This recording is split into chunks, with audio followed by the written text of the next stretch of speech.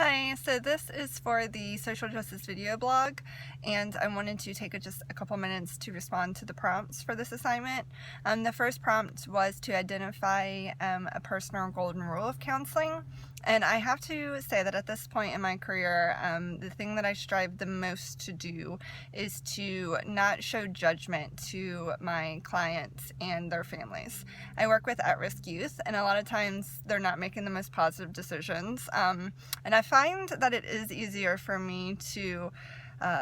sympathize, I think, with them and to understand, that it's like a cry for help and that type of deal, and just to be more patient with them, and therefore it's easier for me not to judge them because I see them as kids. I do have to say that what kind of started this for me, this drive to not show judgment, would be working with their families. So a lot of times the parents and the guardians also are not making the most positive choices, and I initially found it hard to not feel judgment, even though I think that I do a pretty good job of not showing it. It was hard for me not to feel judgment towards them, and so I took a pretty in-depth reflective time of just looking where that was coming from, and I was able to kind of like reframe the way I see the parents and the guardians. And so I do know that a lot of times it's generational and it'll pass down, and so I've been working on that. I've been working on not feeling judgment towards them as well. But at the same time, either way, I do know that I do not want them to see and feel judged from me, because then they're not going to use me as a resource and come to me for help like I want them to be able to do.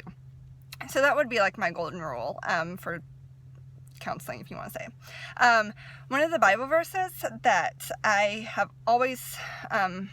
clung to since I started in the field of counseling would be Micah 6:8, and it says, "He has told you, O man, what is good, and what does the Lord require of you but to do justice and to love kindness and to walk humbly with your God." And this just justice is right there in the verse, and it just tells us that we are supposed to seek justice and to do it and to love with kindness, and then it all starts with our relationship with God. So that's something that I've tried to implement on a daily basis while at work. And then the last prompt was at least one action you're willing to take towards social justice. And I think one of the things that I've been doing and I want to continue to do is, as I work with minority students, is to continue to advocate for them when it comes to school administration and teachers and community resources, just because a lot of times kids that are acting out and have